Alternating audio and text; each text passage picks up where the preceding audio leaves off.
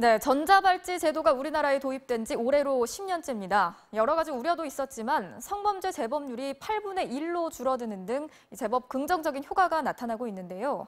하지만 전자발찌 대상자들은 나날이 늘고 있는데 관리 인력은 턱없이 부족해서 제대로 된 예방이 힘들다고 합니다. 손영 기자가 현장 취재했습니다. 관제센터 상황실에 경보가 울립니다. 전자발찌 착용자가 통제구역을 벗어났다는 신호입니다. 도주한 거 맞아요? 지금 숨어 있는 데가 어디예요? 출동 5번 쪽에 있습니다. 예, 추가 출동 지금 빨리 부탁드리겠습니다. 네, 알겠습니다. 대기하고 있던 신속 대응팀이 출동합니다.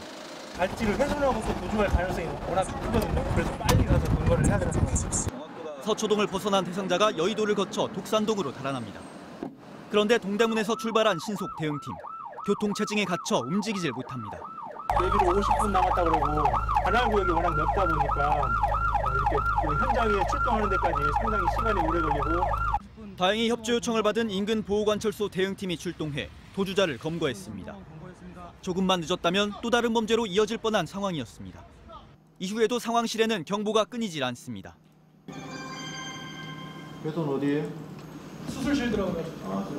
동선을 추적하고 의심스러우면 직접 전화를 걸어 확인합니다. 그 근처에 어린이집 조금 떨어지는 곳에 있는데 빨리 벗어나는 게 좋을 것 같아요. 곱게 전화를 받으면 그나마 다행. 무작정 욕부터 하는 경우가 많습니다.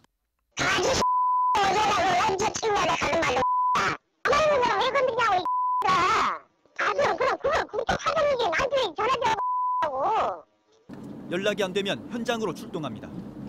밖에서 계속 있던데 거기서 뭐 하는 건데? 가사도 하시는 거예요. 자, 장치 한번 볼까? 아찔한 순간도 부지기수. 집에 모셔다 드리려고. 한번 할래? 아버지랑 한번 할래? 그 공무원이랑 그 쓰레기야. 너는 카메라 야. 위험 상황에 대비해 방검구까지 구비했습니다. 욕설하는 경우는 자주 있고, 뭐 칼을 들고 이렇게 위협을 이렇게 마치 이렇게 할 듯한. 목숨을 걸고 일하지만 대원들은 가급적 경찰에 연락하지 않는다고 합니다. 전자발찌 대상자들을 배려하기 위해서입니다. 직장 동료들이 있는 곳에 만약에 경찰이 갔다. 그때 대상자의 입장은 상당히 곤란해질 수 있고. 2인 1조 한 팀이 서울의 8개구를 책임집니다.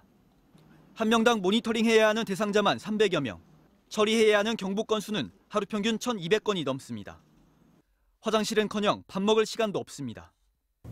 교대로 나가서 축사를 하기에는 근무 인력이 부족하기 때문에 어떤 경우에는 도시락을 이렇게 펼쳐놓고 1시간 이상은 그냥 확인해야 할 경보가 대형 스크린 하나에 모두 담을 수 없을 만큼 쉴 새 없이 뜨고 있는데요. 오후 6시 현재 직원 6명이 처리한 경보는 5,500여 건이 넘습니다. 제도가 도입된 이후 전자발찌 착용자는 기하급수적으로 늘었습니다. 하지만 관리 인력은 제자리 수준에 불과하다 보니 전자발찌 착용자의 범죄 또한 꾸준히 늘고 있습니다.